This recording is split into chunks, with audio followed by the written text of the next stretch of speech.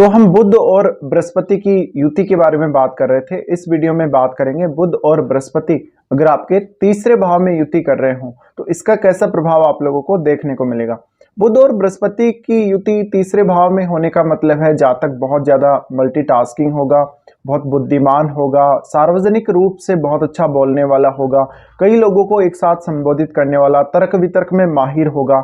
ऐसे जातक के पास ज्ञान बहुत ज्यादा होगा। जातक अपनी मेहनत से अपने जीवन में आगे बढ़ेगा। उसके पास किसी भी प्रकार की समस्या का सॉल्यूशन निकालने की अद्भुत क्षमता होगी। जातक घूमने फिरने में या संगीत प्रेम में भी बहुत ज़्यादा हो सकता है। कुछ हद तक वो मजाकिया किस्म का हो सकता है। जातक में कल्पना शक्ति बहुत ज़्यादा होगी। जातक के विचार बहुत अच्छे होंगे और उसके पास विचारों का भंडार होगा। जातक एक अच्छा लेखक या एक बहुत ही अच्छा शिक्षक बन सकता है। वो आर्टिकल राइटिंग या बुक पब्लिश करने का काम कर सकता है। ऐसे जातक अक्सर आपको बुक डिपो में काम करते मिल जाएंगे। इनका खुद का बुक डिपो या इनको लिखने की बहुत अच्छी क्षमता होती है।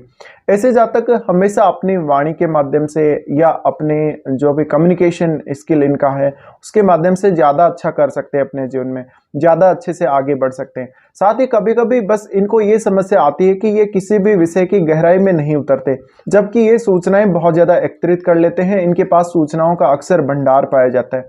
ऐसे जातकों में पढ़ने लिखने के प्रति रुचि बहुत ज़्यादा होगी, तो हमेशा जीवन में कुछ ना कुछ करते रहने, कुछ ना कुछ सीखते रहने की प्रवृत्ति इनमें रहती है। बुध और बृहस्पति का तीसरे भाव में आ जाना जातक को बहुत अच्छा बिजनेस स्किल भी देता है। साथ ही साथ जातक वित्तीय प्रबंधन में काफ़ी अच्छा होगा। जातक कौन सी बात किसको कब कहाँ कैसे बोलनी है, दूसरों को कैसे प्रभावित करना है, इसमें काफ़ी माहिर होगा। साथ ही ऐसा जातक जुनूनी बहुत ज़्यादा होगा। ऐसा जातक हमेशा बहुत ज़्यादा मेहनत नहीं करेगा, लेकिन अपनी क्षमताओं का बहुत बेहतर उपयोग करने का ऐसे जातकों को पता रहता है। तो इनकी मेंटल स्किल, इनकी कम्युनिकेशन स्किल और इनकी और भी कोई क्षमता अगर इनमें हो तो उसका ये बेहतर उपयोग कर पाते हैं, क्योंकि ये वास्तव में अपनी क्षमताओं को पहचानने वाले होते हैं। साथ ही बुध और बृहस्पति का तीसरे भाव में आ जाने से शिक्षा पर ज़्यादा जोर रहता है इन जातकों का, या कुछ ना कुछ दूसरों को बताने सिखाने पर ज़्यादा जोर रहता है। तो एक बहुत ही अच्छा प्रोफेसर, शिक्षक ऐसा जातक बन सकता है। साथ ही ऐसा जातक कम्युनिकेशन के फील्ड में बहुत अच्छा काम कर सकता है, एक अच्छा पत्रकार बन सकता है। वो साथ ही कुछ हद तक वो सोशल मीडिया के माध्यम से काफ़ी एक्टिव रह सकता है। ऐसे जातक को आध्यात्मिक नॉलेज भी बहुत ज़्यादा होगा और जिस भी फील्ड में ये काम करेंगे, जिस भी फील्ड में ये जाएंगे, वहाँ का नॉलेज इनको पहले से ही प्राप्त रहता है।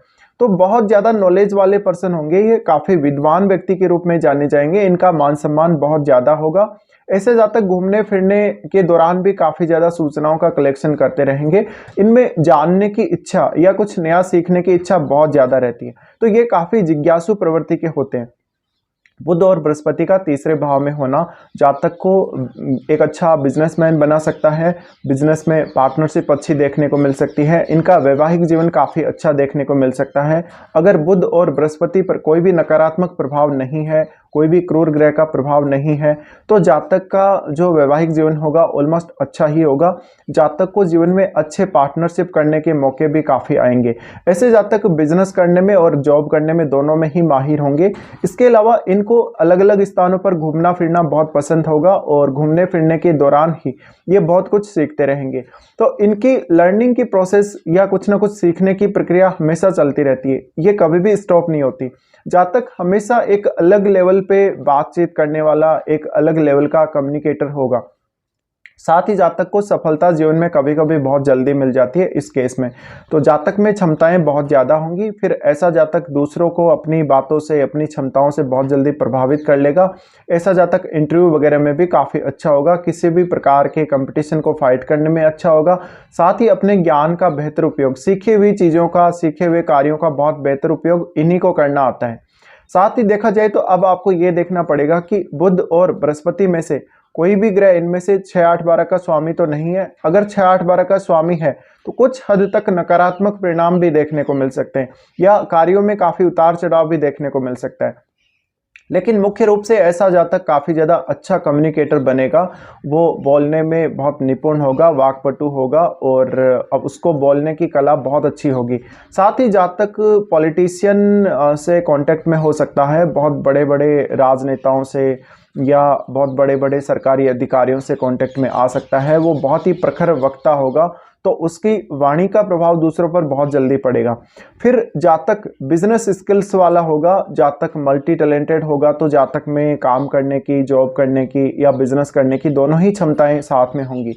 इसके अलावा जातक किसी भी लेवल पर एज में अगर देखा जाए तो बहुत लेटर एज में भी या बहुत कम एज में भी जातक हमेशा अपनी क्षमताओं को बढ़ाता रहेगा, अपने स्किल्स को बार बार डेवलप करता रहेगा। ऐसा जातक खुद पर ज़्यादा फोकस करेगा। इसके अलावा हम आप दृष्टियों की अगर बात करें तो बृहस्पति और बुध दोनों ही वैसे तो नवम भाव को देखेंगे, लेकिन बृहस्पति की 5वीं दृष्टि सप्तम भाव पर पड़ेगी।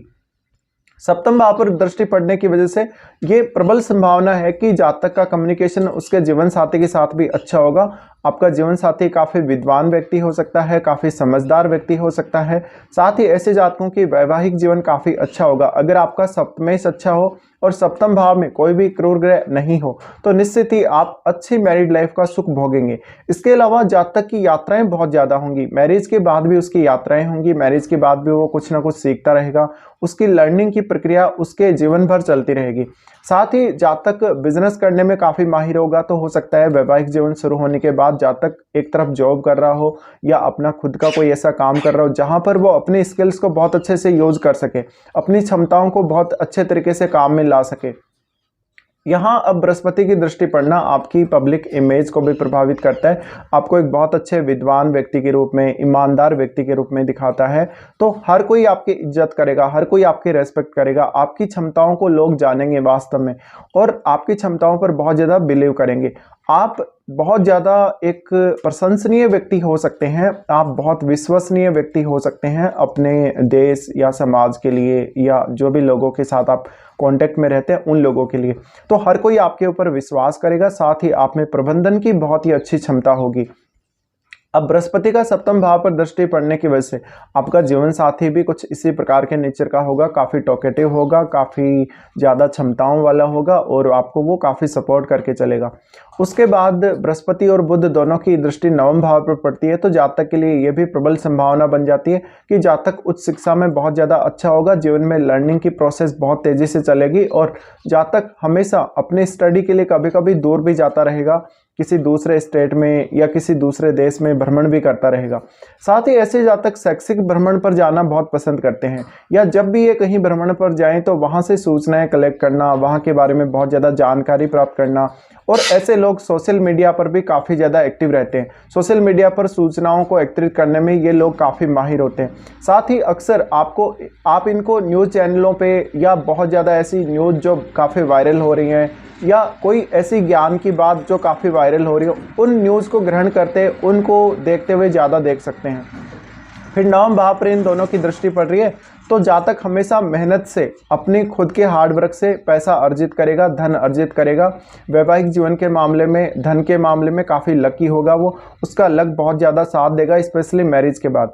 फिर जातक को हायर स्टडीज़ में भी लक काफ़ी ज़्यादा साथ देगा। जातक की संतान भी काफ़ी ज़्यादा अच्छी होगी, संतान में काफ़ी अच्छे गुण होंगे और संतान काफ़ी अच्छे विद्वान हो सकती है।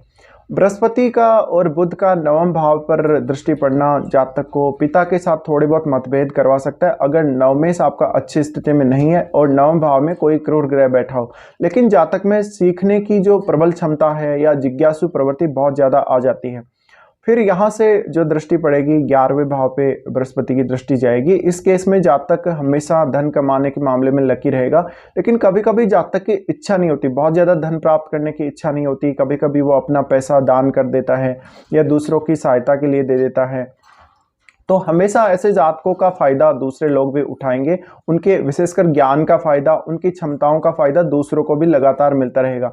अब डिपेंड ये करता है आपके बृहस्पति और बुध कौन कौन से भावों के स्वामी हैं, उन भावों से जुड़े हुए रिश्तों में आपका बहुत अच्छा कम्युनिकेशन रहेगा, उन रिश्तों में आप काफ़ी अच्छा केयर करके चलेंगे, उन रिश्तों को आप वास्तव में बहुत महत्व देंगे। तो इस प्रकार के कुछ परिणाम निकल के आ सकते हैं जब भी बुध और बृहस्पति आपके तीसरे भाव में युति कर रहे हो।